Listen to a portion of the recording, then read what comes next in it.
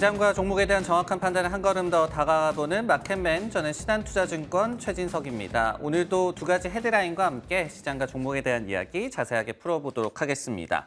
첫 번째 헤드라인으로 준비한 내용은요, 더 나빠진 투자 심리인데 뭘 담고 뭘 뺐을까? 트레이더들의 최근의 움직임 그리고 향후 전망에 대한 내용을 한번 짚어보도록 하겠습니다. 찰스 슈왑이라는 기관에서 지난 10월 5일부터 10월 17일까지 서베이를 진행을 했는데요. 그 결과 최근까지도 트레이더들의 투자 심리가 재차 좀 악화됐음을 저희가 알 수가 있었습니다.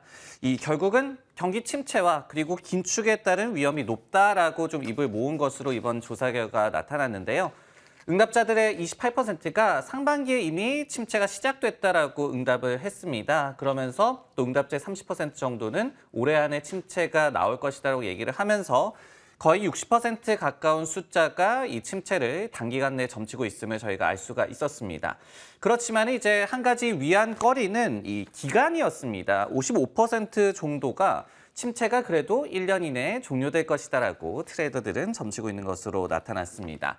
네, 결국은 미국 연준의 금리 인상 지속이 최대 걱정 요소다, 우려 요소다라고 또 입을 모았는데요.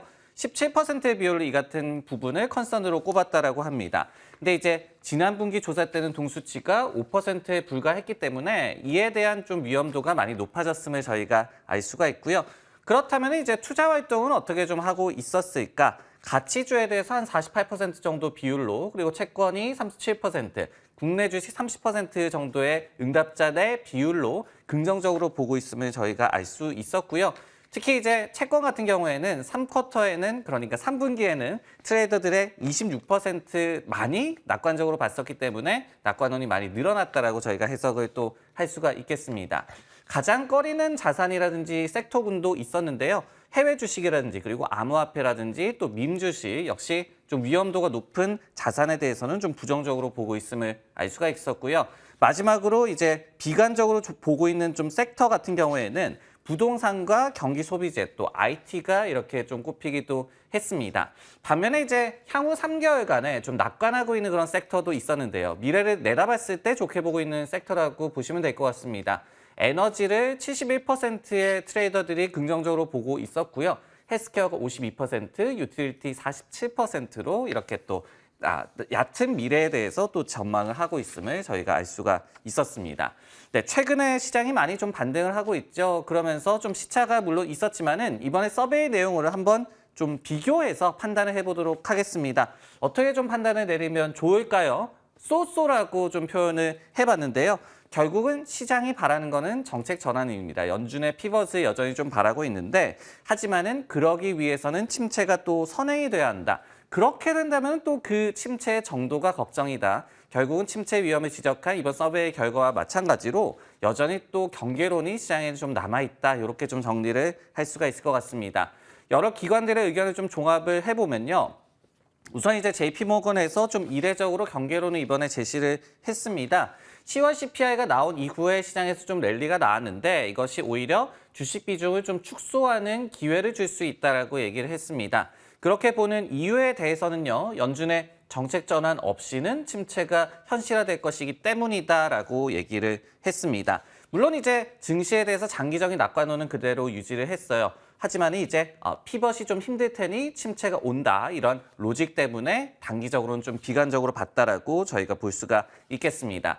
여기에 더해서 이제 시티그룹 같은 경우에는 뭐 반대로 보일 수도 있겠지만 결국은 이제 좀 같은 얘기를 하고 있었는데요.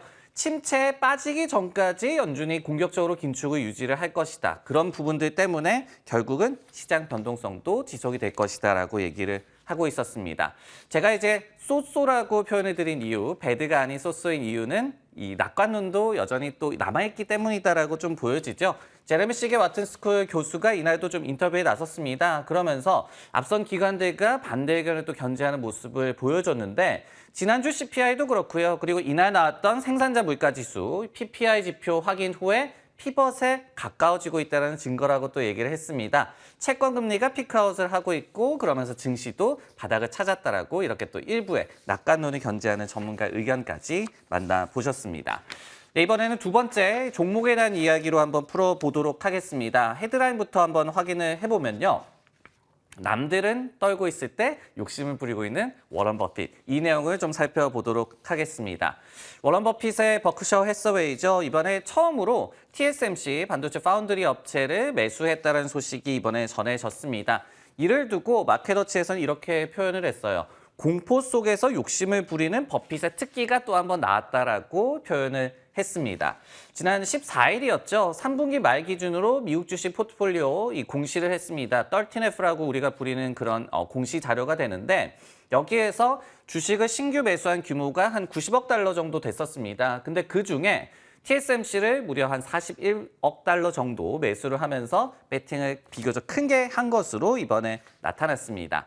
물론 이제 정확하게 언제 매수를 했는지 그 날짜까지 알기는 좀 힘든 상황이죠. 하지만은 지난 6월 30일 날 TSMC가 YTD 기준으로 주가가 한 35% 정도 빠졌었고 그리고 9월 30일에는 마이너스 41% 정도의 연 상승률을 기록을 하고 있었기 때문에 이 사이에 결국은 매수를 했었다. 그렇기 때문에 뭐 타이밍이 좋았을 것이다 라고 저희가 유추해 볼 수 있는 그런 대목이 있다라고 보여집니다.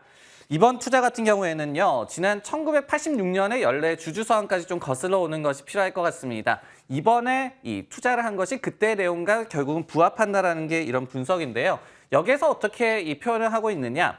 우리의 목표는 대단한 게 아니다. 단지 남들이 탐욕스러워질 때 greedy라고 표현을 했고요. 움츠러들고 fearful하게 된다. 그런데 반대로 남들이 공포에 떨 때 우리는 욕심을 부려야 한다. 이것이 투자 철학임을 워런 버핏이 1986년 주주 연례 서한에서 밝히고 있었습니다.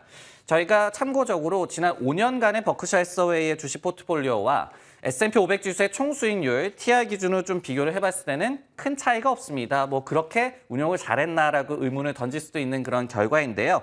하지만은 지난 1년간 시장이 굉장히 어려웠을 때 S&P 500 지수가 14% 정도 하락했을 때 버크셔는 8.5% 정도의 플러스 상승률을 기록을 하고 있거든요. 이런 부분들이 결국은 시장과 좀 역발상으로 다가가는 투자 철학의 결과라고 마켓워치 측에서는 해석을 하고 있었습니다. 그럼 한번 판단을 내려보도록 하겠습니다. 버핏의 TSMC 매수가 결국은 최근에 반등 기미를 보이고 있는 반도체 섹터에 좀 날개를 달아준 격이었는데요. 최근 분위기는 역시 굿이라고 또 표현을 할 수가 있을 것 같습니다. 다양한 반도체 관련 분야에서 최근까지 긍정적인 코멘트가 다수 좀 나오고 있다. 이렇게 정리를 할 수가 있겠는데요.